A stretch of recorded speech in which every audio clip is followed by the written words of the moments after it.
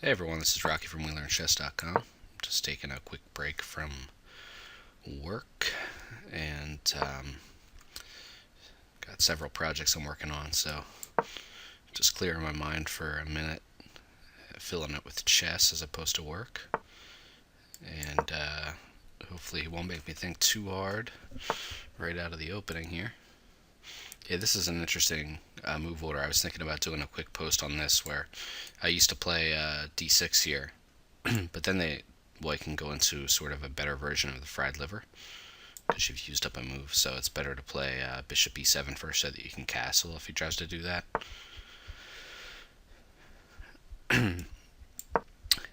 Now you can play d6 so that you can play knight a5 and try to bother his bishop. So again, if he does that as opposed to like a3. So I think it's safe to do it now. I'm not totally sure actually. He could actually check and then after c6 drop back this way, but he's still gonna lose this. Not lose it, but he's gonna have to exchange off that bishop. So that's not usually White's objective in these Italian games or Roy Lopez. So he's got a discovery on the knight here. So I could take now.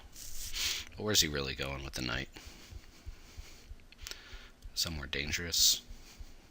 I think I'll just take first just in case he has some idea that I didn't think of. Now if he wants to play bishop e3 to put some pressure on this pawn, then he's got to use another move. And anyway, I could just play a6. It's not a big deal. So I'm wondering about bishop d7 just to keep the knight out of b5. But I also want to keep the knight out of d5. So maybe that's a better place here, because if it comes to b5, I can kick it with a6 anyway, which I might want to play just to kind of free up this rook. So let's do that for now. He's probably going to castle. Maybe queen d7, just to kind of form this battery. I don't think this sacrifice works as much as people want it to. Like you see it a lot at certain levels of play. But it might force him to make a move with his king maybe, or move his knight back or something like that. Anyway, it connects my rooks, so it also keeps the knight out of b5, so I don't really see it as a bad move. And I do have to be careful about my bishop here just to make sure that it's not trapped by a pawn at some point. It's a little bit unstable. So now I want to think of a plan. I'd like to be able to move this rook at some point so I can play a6. But do I want to play a5 just to kind of keep this pawn locked up? a5 and then b6. I don't know, because then it kind of permanently weakens this b5 square. So another idea is like rook e8, drop the bishop back, and fianchetto like the slow way. That also keeps the knight out of f5. I could also play h6 and play the knight to h7 and play for f5, which I think I like a little bit better. So I'm gonna I could also just play knight e8 immediately and go for this. Maybe that's actually better. It's a little bit faster. Let's go for that. You could play knight g5 and try to trade off one of these pieces. That wouldn't be terrible. I mean, I like having the bishop pair, but I do have to be careful here, because let's say he plays like bishop e3 and I play a6. That pawn is actually pinned at the moment. So like, for example, knight b5, I wouldn't be able to take it with the pawn, although I could take it with the queen, so it's not a good move.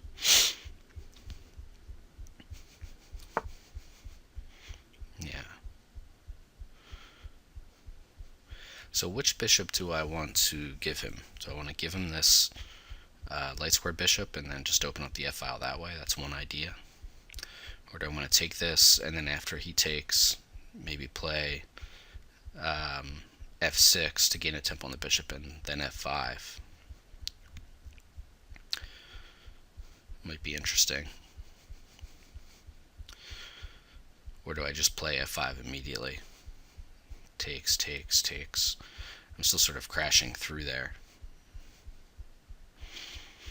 But I think I like keeping my light square bishop, so I'm going to do that. We do have opposite colored bishops now, so I have to think about that maybe if we get to an endgame. But right now we're even material anyway, so.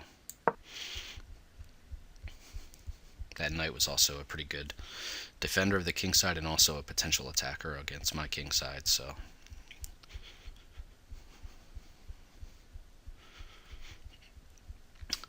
If he goes back to h4, it's not really attacking anything. The queen could come to h5 at some point. I guess he could respond with f4 himself, but I should be able to. Well, if I take there, he could take back with the knight, actually. Maybe I should have thought about that. Yeah, f4 might actually be a reasonable response here.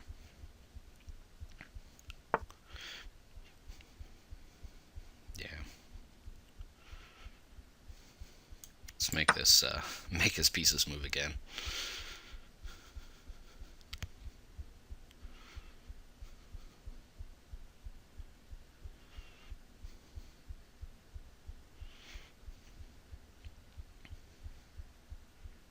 He takes with the rook, and I take this pawn, then I would have to take back with the queen, which is kind of annoying.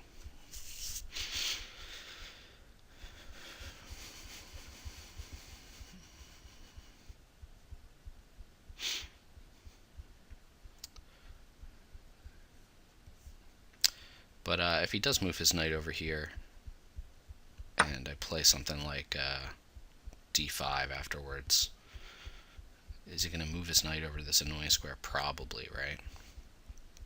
So, but d5 here. Takes, trades this way. Well, I think I'm going to have to give up this tempo against my king, which is kind of annoying. I didn't think about this quite well enough here. That'll be a check, so I'll have to take that first.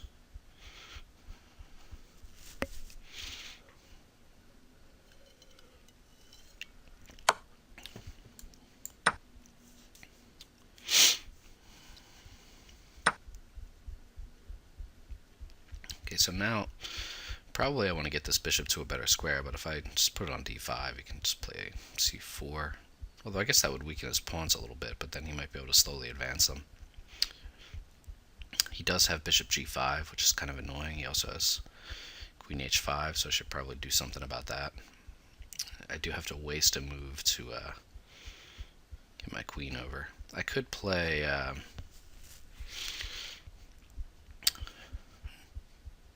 yeah, I should probably get my queen over here.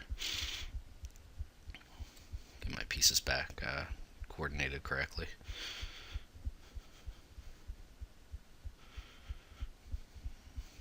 So the good thing is if he does move the knight, it'll give me a chance to move the bishop, maybe put it on g6, and then move the knight out without having it traded and having to take back with this g-pawn. Yeah. So I can play bishop f5, or I can play maybe queen to f6, just to kind of keep control of this file as well.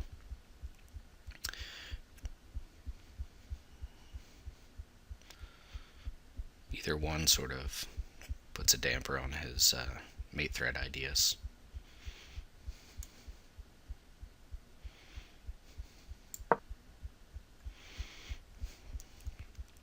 I guess this would allow the queen to swing over, but I don't really have a square, so I guess maybe a5 actually. c7 is currently covered, but I certainly don't want to leave my my knight here. So hopefully we kick this queen out of position.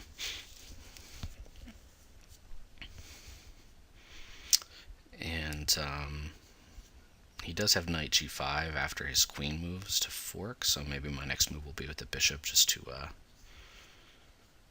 keep that under wraps.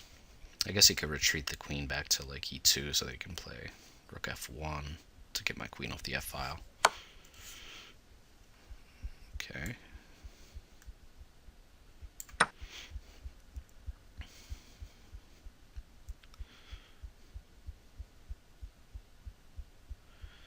So he's going to get to the f file faster.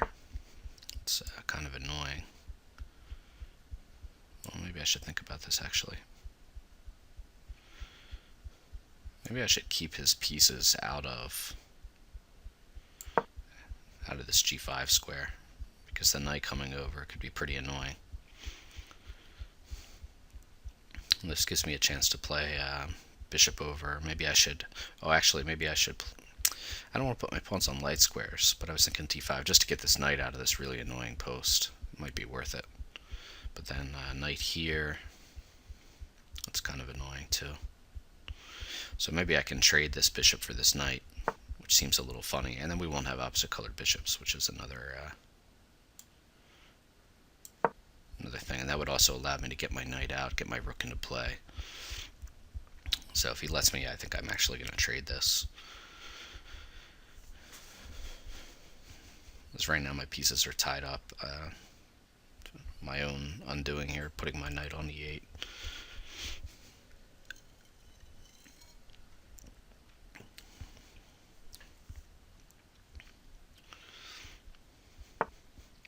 Yeah, so we saw that idea, but now I can get my knight out.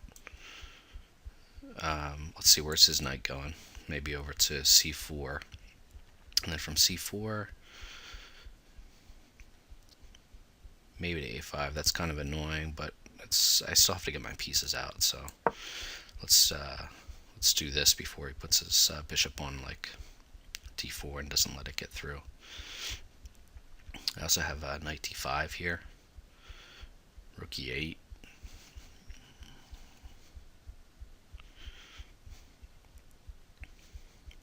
The bishop's not on the best square at the moment, but it is sort of keeping this knight out of a great square. But now I don't actually have to use my bishop to capture if that ever happens. I think my next move will be rook e8 just to get all my pieces in play before I start trying to do things. Although actually, knight d5 might be really annoying. I don't even know if he can. And my rook might end up being well placed on the a file. Like knight d5, how's he going to protect that b4 pawn? So maybe he has to play c3 now. He can just play c3, I guess, right? Knight d5, c3. Oh, then I just take his bishop, that's right. I was like, I had a reason for why that b pawn was a problem. So I guess maybe he could play bishop somewhere so that it's not undefended, and then I'll be able to play c3. So maybe even just bishop d4.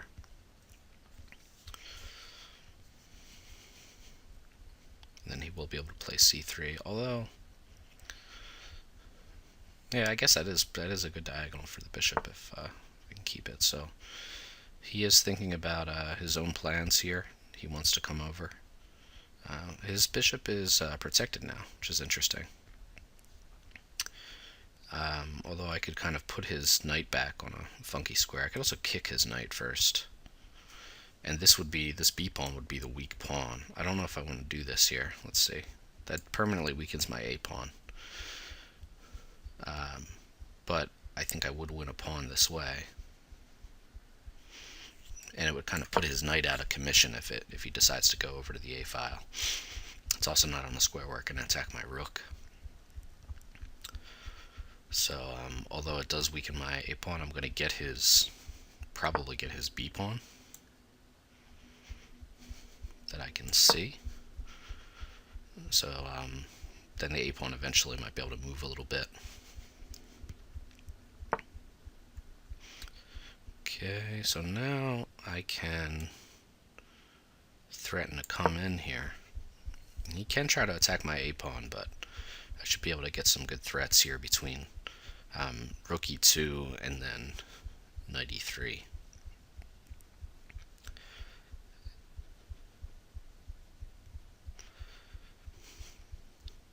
His knight will be able to come back into the game, I guess, via c6. So let's see now. If I play knight e3, he's got the pin, but then would I have a move? I mean, my rook's protected, so I could do this. And he doesn't really have an entry square of his own, so he might just take that.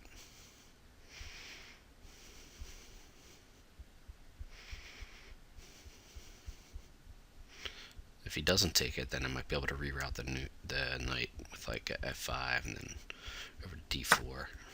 Yeah, so it's probably had to take it. So we'll see. I have the bishop, but he might be able to get to this pawn that I weakened.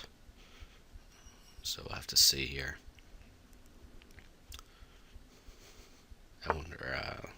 It's interesting. Okay, so he just wants to come and play against this pawn here.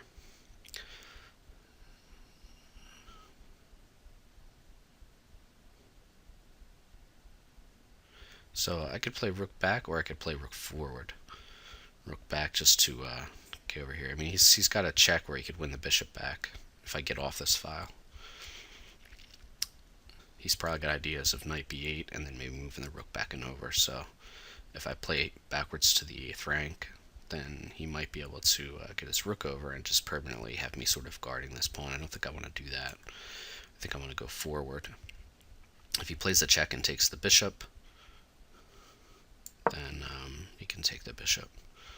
Because after he takes the bishop, I'll have my king back to sort of protect against the square. Although he would be able to enter on the 8th rank, actually. I should have thought about that a little bit better. But probably had to make this move anyway.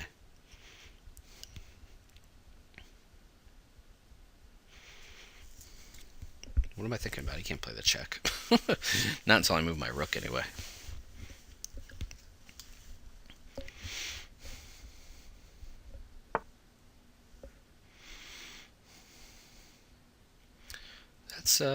That's interesting.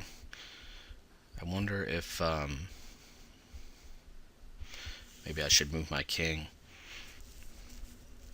over to the F file now. And if he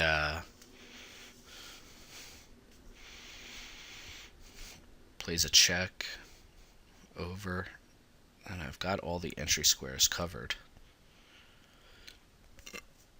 So maybe I can take this opportunity to centralize my king. I don't think I'm getting in trouble here.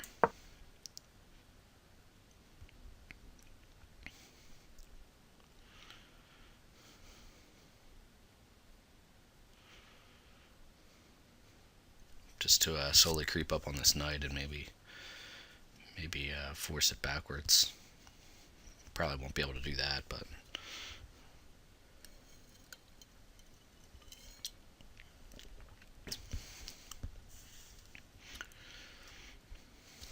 he might be just trying to reorganize his pawns here.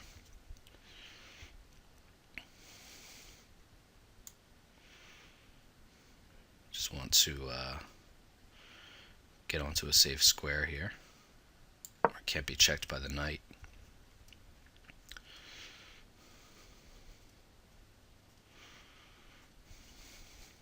And then try to creep up a little bit. I can't go to d7 yet, because actually then he has the fork on the pawn. So I could play rook over here.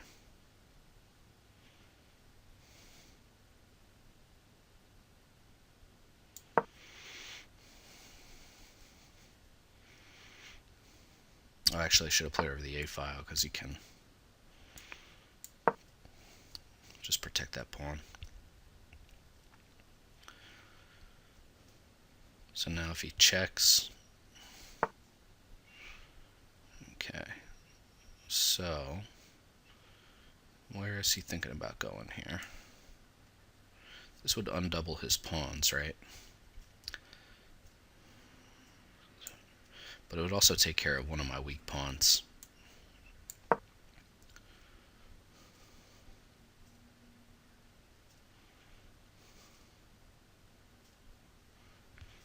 Yeah, I guess my king venture probably was not well thought out here.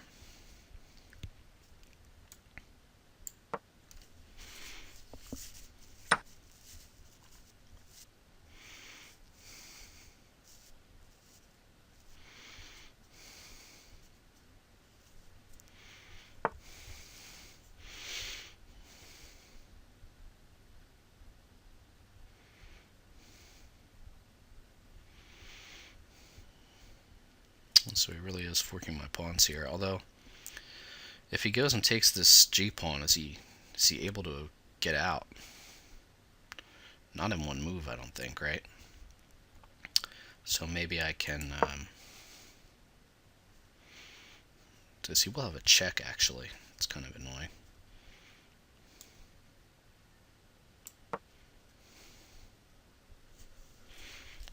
And it opens up his rook. I definitely didn't play this too well. Although I might be able to anchor my bishop here on d3 after a couple moves.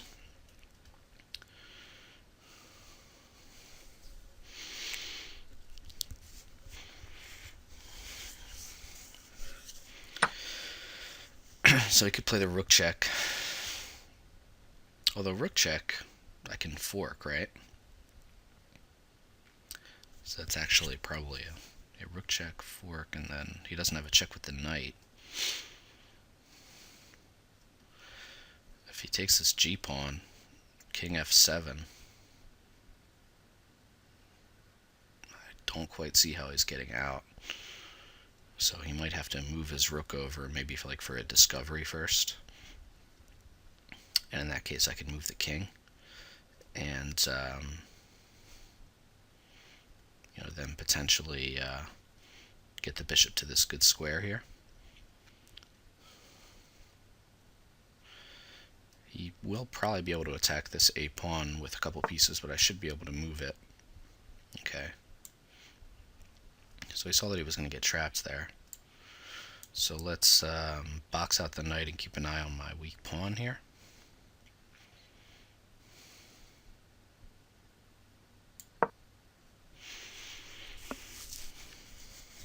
He definitely has better piece activity.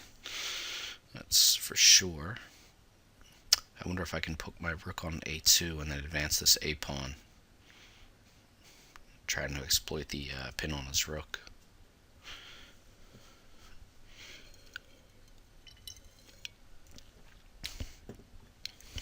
He could go after the c4 pawn, I guess. It's going to take a couple moves, yeah. Okay, so do I have any useful checks here? He wants to go king d4, and where's his next move going to be? I'm not sure. I'm going to see if I can make something out of this this situation where the pawn's sort of cramping his b-pawn.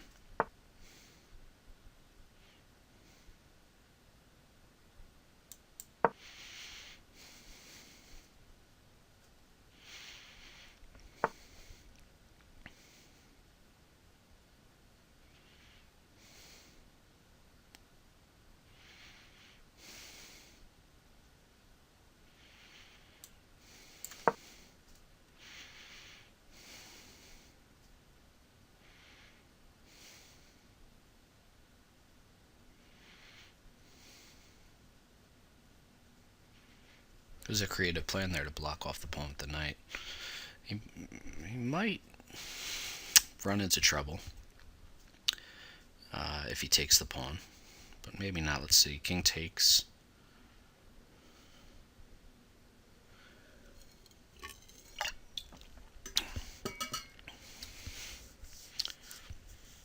King takes a3. Knight is pinned. He could play a check, but that doesn't get his rook to a protected square. I should be able to take the b-pawn back, and he won't be able to tight back with the knight until he moves his king. But he might just do it, although I could take his knight with check first. So if he's going to win that pawn, I might be able to sort of do something with the passer here.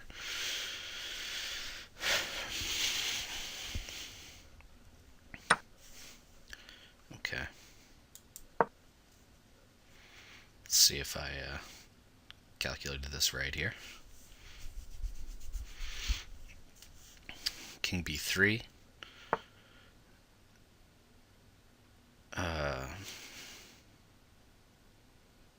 Doesn't it just win a piece? Check. And if he takes, then I'm gonna win. I should I should win with this. Because when he takes the rook and I take here, he's got to protect against the passer.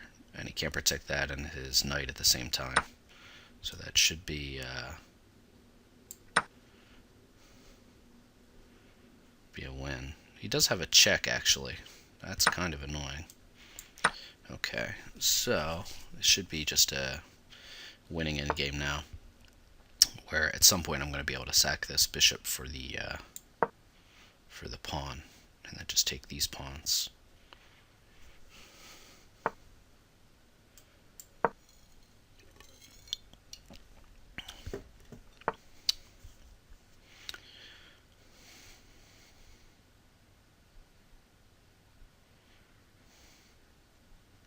At some point when I play the bishop here, he's going to want to move this pawn to the dark square.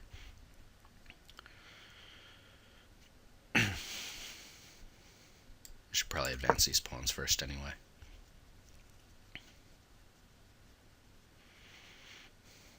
So one of the pawns will probably go and the other one will win. I do have to be careful I don't block off my bishop and at just the right moment where he can... let's see. Yeah, I guess having the pawn further away is... okay, but let's keep the pawns on. Probably either way is winning here.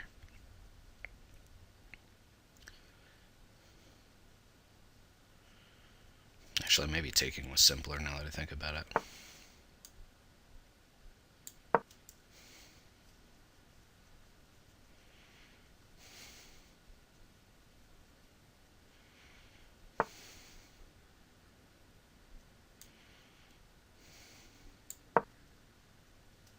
So here I'm blocking off my bishop.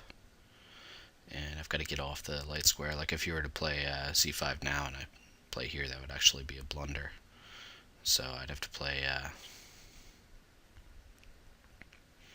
king e3, right? If he pushes.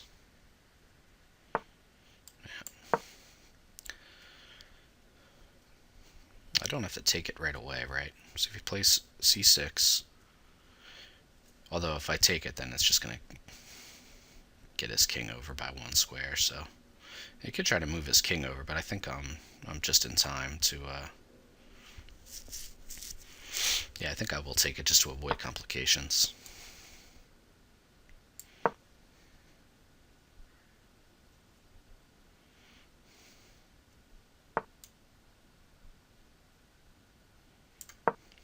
And now if he goes after my my pawn, I'll be a little bit quicker to queen.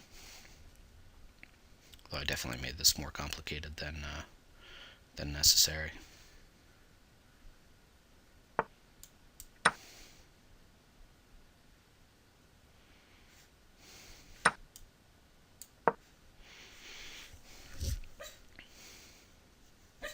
If he goes off onto a light square, I'll get a check in.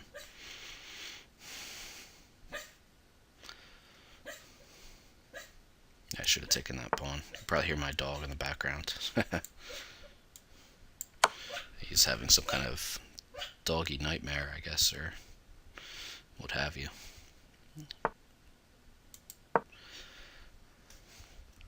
So I'll sack my bishop for one of the pawns, and then my queen should be able to take care of business with the other one. And his king's too far away to even make me sack my bishop now that I think about it. So he's going to have to waste a couple moves to get over. Like, he could play, like... So he said, congratulations. I never know if that's genuine or not. I said, good game. GG.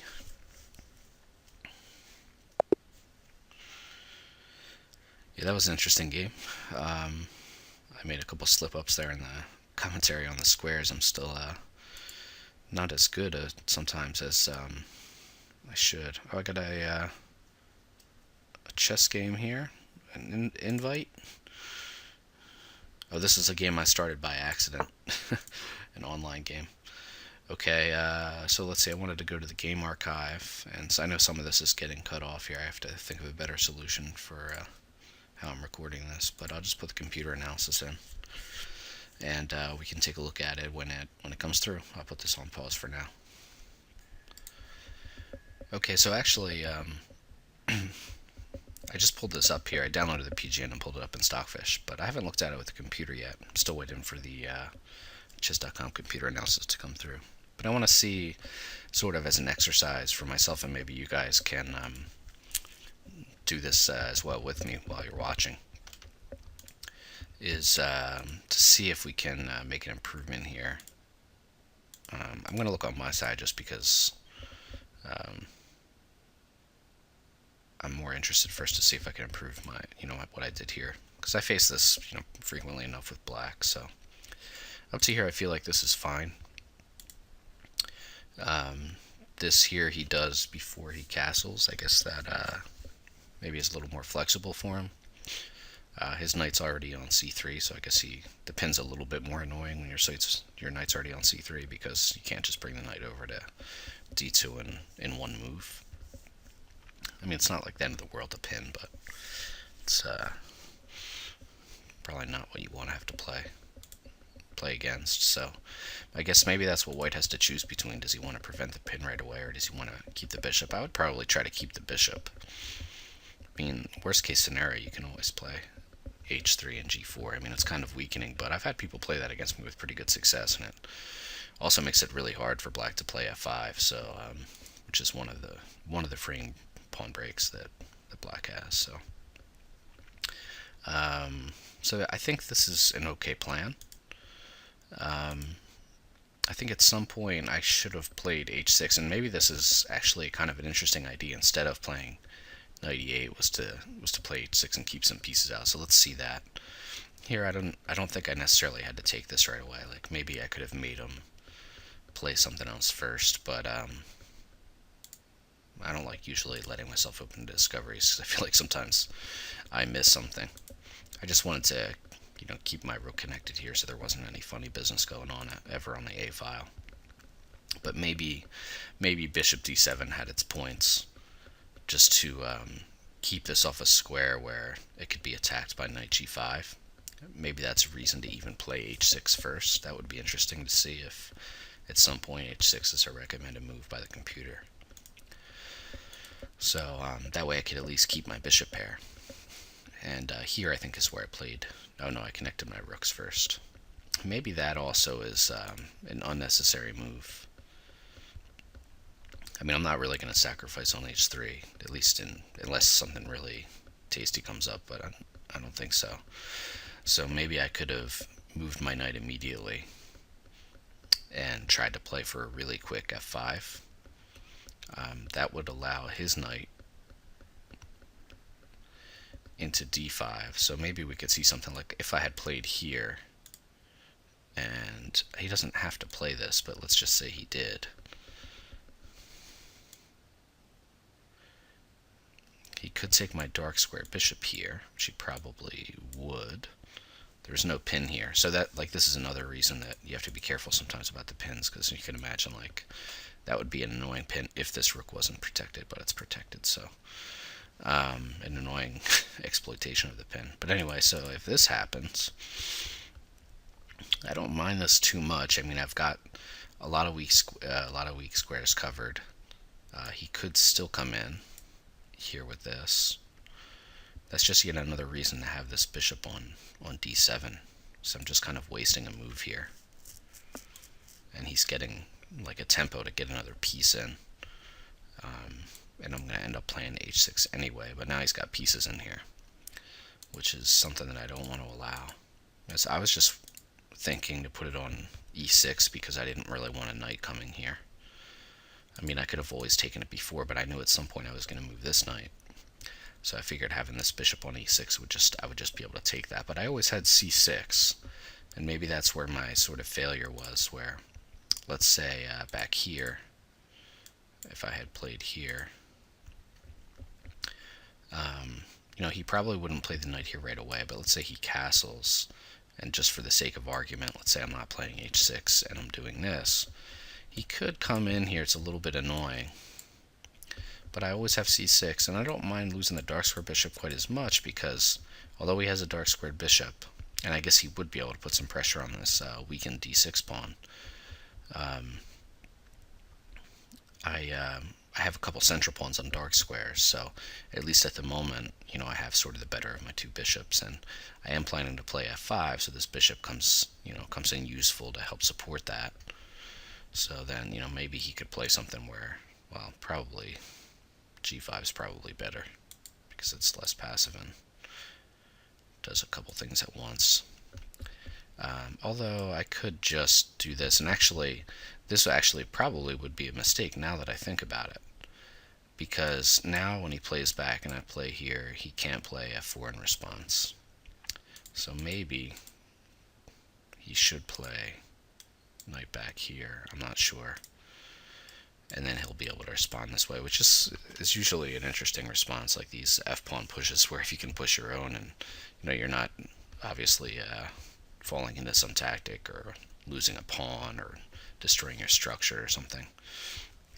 It's an interesting way to respond. At least I find that when people respond that way against me, I have a hard time trying to make this break as freeing as it could be otherwise. So those are some interesting ideas, and then the end game would be interested to see if this tactic that I played actually worked the way that I thought. So let's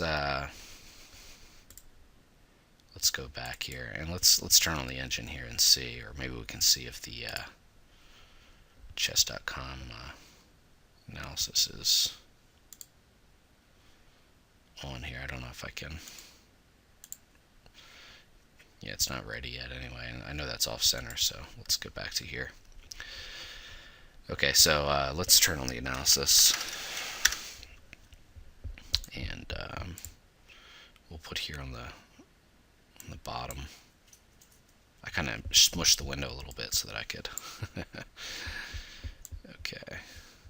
Well, maybe we'll just close the notation actually. Okay, so it's a little easier to look at. So let's see. Let's look at a couple of the questions that we had here. So,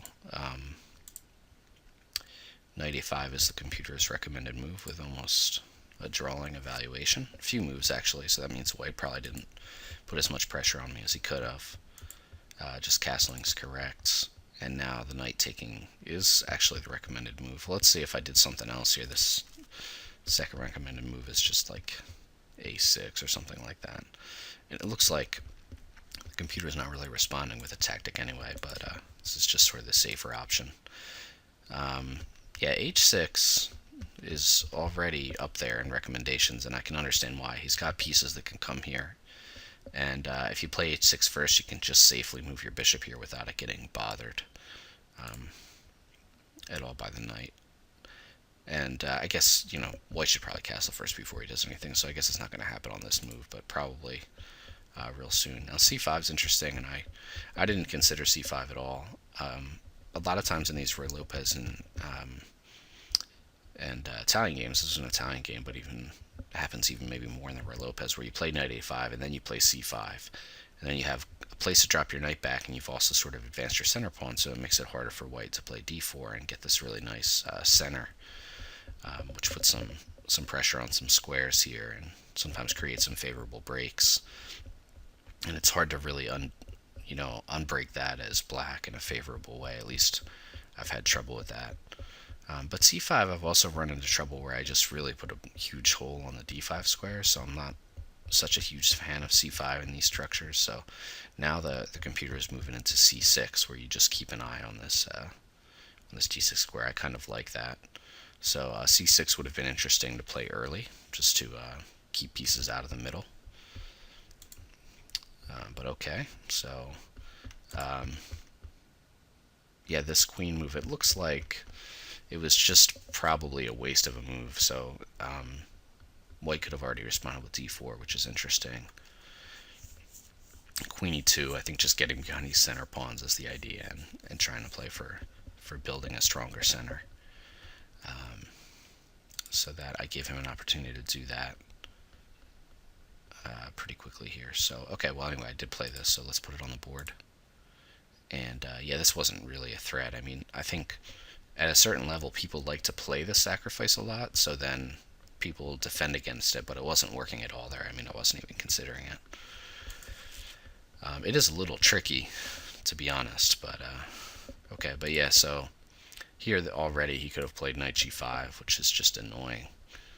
So like knight g5, and then yeah, probably I guess I made the right decision here. Taking this isn't what happened in the game, but I don't think, right? And so with the idea of f5, and then let's see if the computer puts f4 on the board. It doesn't, and this is pretty similar to what we had, right? So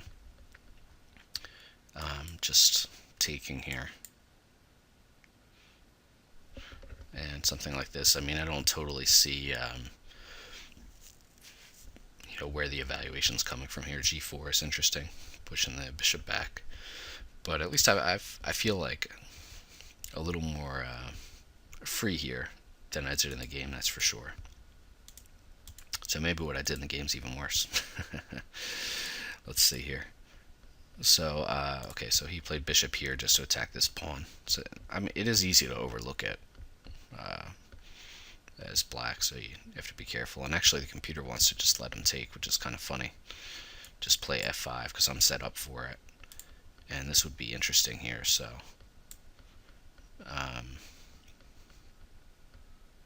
just trying to trap the bishop.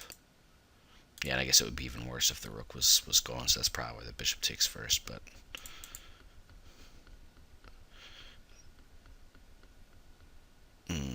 yeah, if bishop takes, then you take the rook first, and then you take the bishop. I mean, you lose a couple pawns for that and destroy your structure, so that's a little bit annoying. But you will get probably to play f4 at the end, so maybe something like, let's just say, like, I think a human person would respond with something like that, maybe. Yeah, so I guess that would be pretty bad here. This is interesting, putting two pieces on pre first. You have to be careful, because like if the knight could come to a square that attacks your queen or something, then you just undid yourself. But and then probably taking the bishop. Yeah, I don't know. I mean, you won the piece obviously, so that's good. And you do have some really nice attacking potential here with the pieces. So I guess white is pretty much toast there. But okay, so maybe a lot of players wouldn't take that anyway. But I think that's why he put it there. So if I had let him take it, it might have been a nice little trap, just to play f5 right away. So that's kind of interesting. But okay, I just played a6 here, I guess, right? Yeah. Okay, so back to sort of the same evaluation. And now the computer doesn't like knight g5 as much, which is kind of funny. d5, I didn't consider at all. A lot of times when you get some sort of activity on one of the wings, you should look towards the center and see if there's a way for you to exploit something there. And I think part of the rationale for that is just my thinking. But let me know if you have some other idea. It's just that like the knight often, for example, if it's on the f or c3 square or f6 or c6 square, it controls some of these center squares, and once it leaves, then it's got a little bit less influence over the center. Or if somebody's put their knight on like one of the G or B square files, the G or B files on one of those, like G3, G6 square, something like that, it also has less influence over the center. A lot of times when you think about wing activity and center activity, you're thinking about pawn moves, though. Like if you were to start moving pawns on one side of the board, then maybe I could look towards pawn moves in the center. But maybe the same principle applies here. It's an interesting thought. So the computer really likes d5 to equalize right away, so let's see what the board would look like here. I'm not sure if probably it would make sense to take this first, right?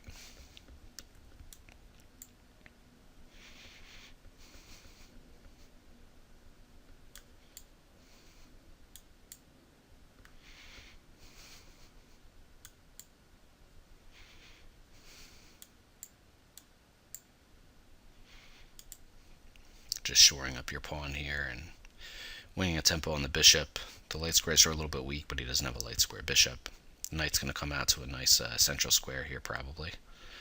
And that's not bad. I can understand why this is, just drawish. It's not like black suddenly got better than white, but he got better than he was before. So that's interesting. I wouldn't have thought of that. I think probably that sequence would have followed pretty high probability that that sequence would have followed. Sometimes you see computer lines and, they say it's equal, but both players have to make 7 moves in a row for it to really work. And a lot of times human players, especially, my level, which isn't that high, is, it's not likely to happen. But here I think that probably would have happened. So second best move is f5 right away, which is interesting. Probably because you're threatening to push here. But probably would have just taken my light square bishop that way. So, excuse me. Okay, so bishop takes now is popping up again as this here. So what did I do here? Okay, there we go. Okay, so bishop takes. This isn't bad, but I used a tempo here first, and the computer didn't like that as much as playing f5 right away, which is kind of funny. I don't see what the difference is if I play f5 right away.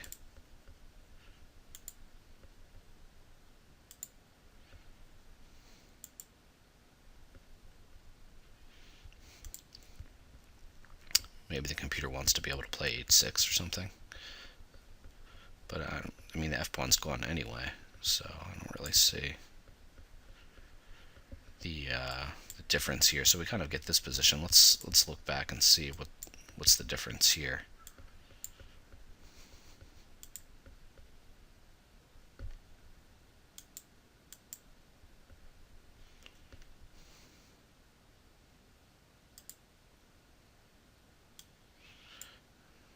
For some reason, rook takes is better here. I mean, this is a really subtle difference that I would have to look at, to be honest.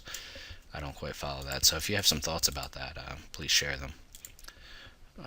I don't quite see that. So, okay, e takes was slightly better, but it's basically the same. So, yeah, f4 is the computer-approved response here. So they wanted me to take with the f-pawn, which I don't believe I did. I took the e-pawn. Oh, it keeps bouncing back and forth. I took here, right? So, what did he do here? Oops. He took with the rook. G5 would have been an interesting tempo gainer, so I guess that was the downside of taking with the rook. I didn't even consider that just because it would have been pretty crazy, like after the rook moves. Well, I guess probably, yeah, f4 then is interesting. Then you're getting a lot of space. You've got some dark square control, you've got some light square control. You're winning a tempo here on the bishop, so then you're probably going to be able to get your queen over to keep his queen out of h5. That would be pretty interesting, so I didn't see that. These are sort of like these positional nuances that I'm not very good at seeing, and if you're a more positional player, maybe it comes more naturally to you. Okay, so anyway, let's move up to... it doesn't look like either one of us, at least up to this point, really screwed anything up. And I'm guessing that we'll probably start making some mistakes here. Yeah, he let my knight free, and now I'm slightly better. Okay, b5 was correct here. I mean, I really had to think about that because I knew I was creating some weaknesses. But his knight is going to... It does take him a while to get this back into play. Rook e8 first was better. Why? Because he has bishop d2, which I don't quite see why that's such a big deal. As if I had played it right away, but the advantage went down significantly. So rook e8, just getting a tempo here, and still going to the same square. But yeah, getting my rook up here. I guess this would have been... This is what I wanted to do, and he's not going to be able to really keep it out right now. So that is the difference, and I saw that too late, the idea to infiltrate with the rook. So I was just thinking of improving my knight first, and I was really silly because in my commentary I never even considered bishop d2 to just protect this pawn, which is really, a pretty obvious move. So I don't know what I was thinking. But okay, anyway, I played this, so we're sort of in this drawish endgame with potentially opposite colored bishops, and he's got his weak points covered for now, so he did a nice job there. The computer sort of likes me. I felt like he outplayed me. Here, this was interesting just to get away from an opposite colored bishop's game where it tends to be kind of drawish. And if not, yeah, he could have played the bishop back too, and his rook is protecting these weak pawns, so he did well to put his rook there. It kept my rook out, and it also keeps an eye on these pawns, but okay. So this idea that I had didn't really amount to much. Bishop f5 would have been interesting. Yeah, that would have been. I just started looking at a book on called How to Play Endgames, and it was like on the first page. I've only gotten to like the first page, and they were talking about not literally the first page, I guess, but they were talking about activity of pieces in the endgame, and how it's important to first activate your more powerful pieces. Of course, you always have to look out for the position and the tactics and things like that, but try to activate your more powerful pieces first. So usually that's your rook first, get it on the best square possible, and then try to improve your minor pieces. And if I had followed that guideline here, I maybe would have thought about bishop f5, because right now it's kind of looking, I mean, it is sort of keeping an eye on these pawns, but it's not really going to be able to ever take one, at least until I get some, maybe rook over to c1 or something. It might slow down his ideas, but even still, I could have put it on put it on f5, where it's still keeping an eye on these pawns, and also allows me to come back, harass this knight. It also would allow me to come back and protect this a pawn. So I did think about this bishop coming over here, but for some reason, visually in my head, I wasn't looking at f5, so I was looking at coming back the slow way, and I'm not quite sure why I didn't see that. So maybe it's because he had a rook on the f file for so long that I had kind of just ignored any f squares. But yeah, that would have been an interesting way to just activate my other piece, because right now his knight is probably better, more active, I should say, than my bishop, with some potential. His rook, he made it a little bit crappy there, but this idea with the king, I don't know if it was so great. I mean, I'm trying to get your king central is usually a good idea, but I'm still a pretty bad endgame player, so I'm more curious to see if this tactic here at the end worked. Okay, this was probably my worst move of the game here. So just king d7. Yeah, what was I thinking? King d7 first, and you get these, the typical idea where you get 2 squares away from the knight so that it can't check you, or you could also be 1 square away diagonally. Of course, is even better. It takes like 4 moves to check you, to get to a checking square. So putting the king here, just nice and central, keeping the knight out of all sorts of squares, and now the knight would have to go back. So that was an inaccuracy, probably just actually a mistake, close to a blunder. Yeah, and this idea, it's funny because it looks good, but there's this idea of sort of a tactical defense, and this was actually the correct move here. c4 takes, and yeah, the computer wanted to take. I mean, I was thinking that rook d7 check. Okay. So I mean, you still make it awkward for him.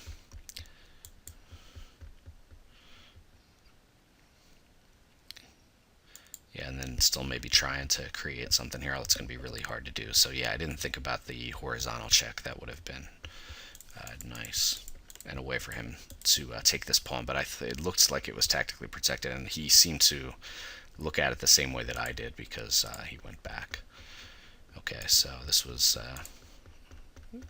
improving my position here. And he does have the advantage. I mean, he's going to win this pawn. So, and then this idea, the computer wanted to play a3 right away. And this is funny. This is actually winning for this very reason. So that's cool. We'll look at that in just 1 second. But the computer wanted to play a3 right away, which I looked at, but I didn't think it was working. So let's see what the deal is here. I guess the idea is that if he takes now, then well, I was even thinking here, but yeah, he would be up a pawn. So okay, king b5. Keep an eye on the rook here. Rook e4. Yeah, I wouldn't have seen this deep. I mean, he's still up a pawn, so what? I didn't do something right there. Rook a5. Yeah, that's why I was confused. I was like, why? Why rook a4? Yeah, rook a5, obviously. Just with this knight's pin, so. Okay. This I'm surprised about. He gets a check in here. That's really funny. Even though the knight's pinned, it can still contribute. So king d8, obviously not allowing the check. That was just silly.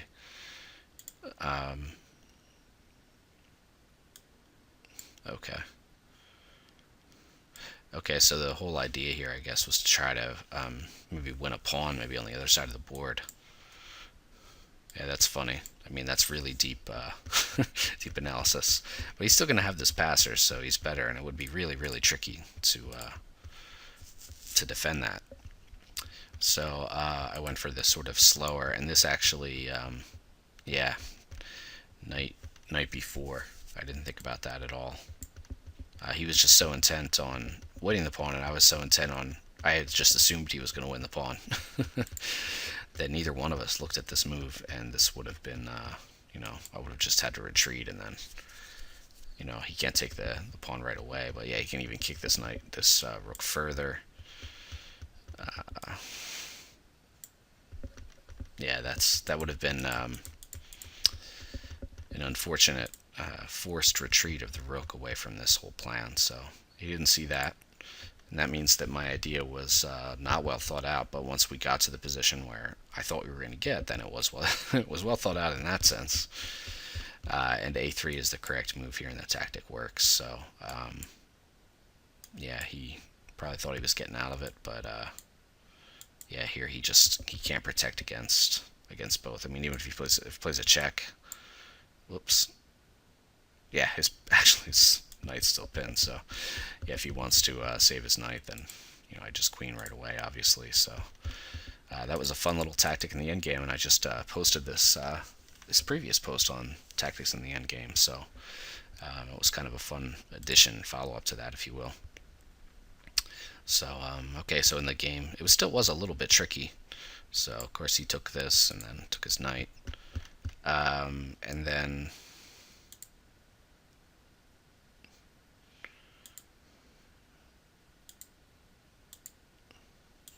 definitely made it a little bit. Yeah, here is where it felt like I made it a little bit.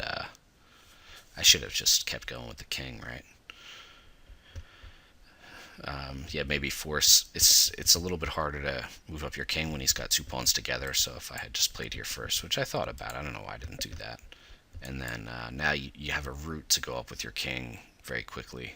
So you can just come in the light squares, and this bishop's going to take this, and he's not going to get his king over like he did in this game here. So if he did something like this, maybe even just to keep this here, but it's probably not even necessary here. He can't really do anything. He's not going to get nearly the same activity that he did last time, so can just take this, and this pawn is rolling, and there's no way to stop it. So would have been much technically cleaner, that's for sure. It was pretty silly how I did it, but I don't think I fully got to a draw at any point, so I guess we can just quickly make sure I didn't totally screw it up. As long as you see minus signs over there on the right, then we're okay. But as long as it doesn't drop down to a complete zero at some point, yeah, okay. Yeah, here, I mean, he can't, he can't get to both sides of the board too fast, and that's one of the small advantages of having or I guess a big advantage in this case of having the bishop, is that I can cover both sides of the board. If I just had a knight here, it might actually be pretty tricky. So, in some cases you might even lose games like that where you have the piece, but the person queens faster. So I've definitely had that happen before. Anyway, I hope you enjoyed that game, and fun tactic in the end game there to continue that sort of post series, if you will. And good luck with your chess.